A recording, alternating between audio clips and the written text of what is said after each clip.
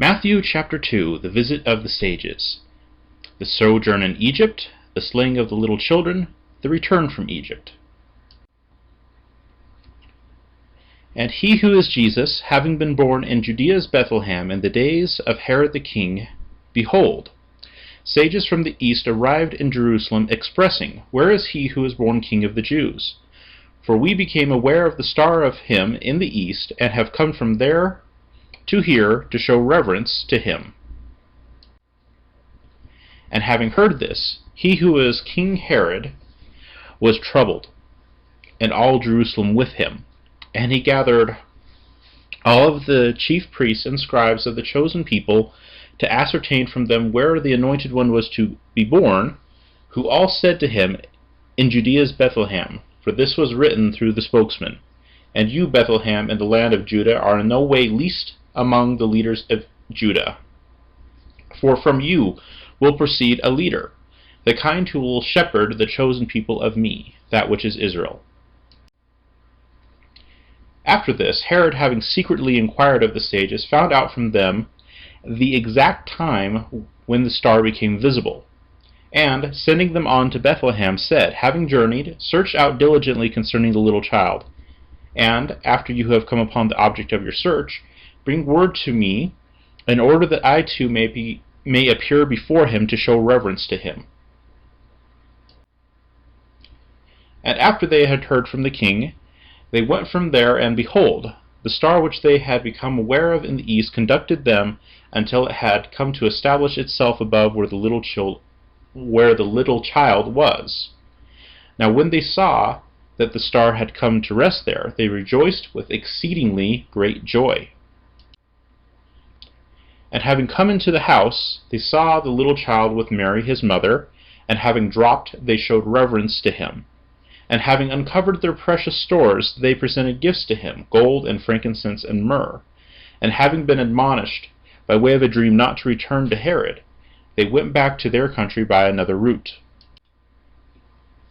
Now after their departure, behold, a messenger of the Master, appearing by way of a dream, expressed to he who was Joseph, Having awakened, take with yourself the little child and the mother of him, and flee into Egypt, and be fully there until I bring word to you. For Herod is about to seek the little child to bring it to nothing. So, because of which, having awakened, he took the little child and the mother of him by night, and departed into Egypt, and was there until the death of Herod, for the purpose of bringing to completion that which was given by the Master, through the spokesman's expression, From Egypt I summoned my son. At that time, when Herod saw that he had been mocked by means of what the sages had done, he became exceedingly enraged, and sent out his men to do away with all the little boys which were in Bethlehem and all the districts of it, all the boys from 2 years in age or under, according to the time which he had ascertained from the sages. At that time, fulfillment was provided to the special revelation given through Jeremiah the spokesman, which says, A sound is heard in Ramah, wailing and a great amount of mourning, Rachel lamenting her children, and she does not wish to be comforted, since they are not.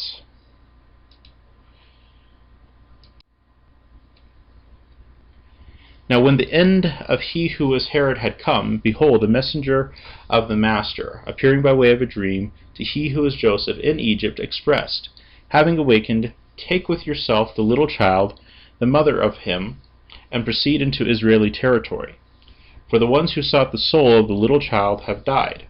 So because of which, having awakened, he took the little child and the mother of him, and went into Israeli territory. However, when he heard that Archelaus was reigning over that which was Judea in place of Herod his father, he was afraid to go there. So having received an answer from the Great One by way of a dream, he withdrew into the portion belonging to Galilee, and having arrived, settled into a city called Nazareth, in order to fulfill the special revelation given through the spokesman that he would be called a Nazarene.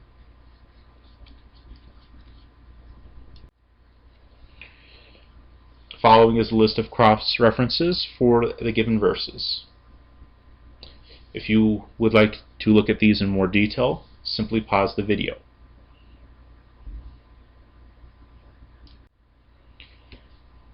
Here are more cross-references for your consideration. Again, if you would like to look at them in more detail, please pause the video.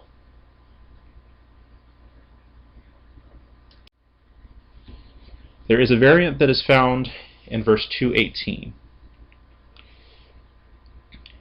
The 4th century reading, found in Codex Sinaiticus, Vaticanus, Z, and Family 1, is supported in the text.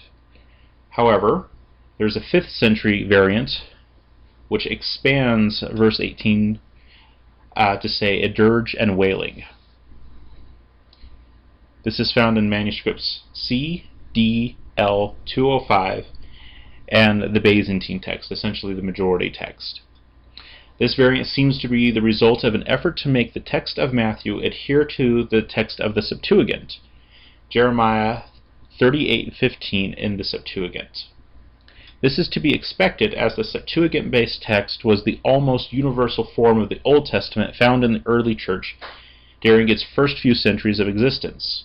Alternatively, it is possible that some of the people who translated Matthew into Greek decided to use the Septuagint form of the Old Testament quotations rather than translating them directly from Matthew's text. Matthew's Gospel was written in the dialect of the Hebrews, not in Greek. See Papias quoted in Eusebius Historica Ecclesiastica 3.39. This would be akin to someone using a current English translation of Scripture to translate a speech in another language possessing scriptural quotations which occur in that other language. I hope this has been instructive. Go with God and be blessed.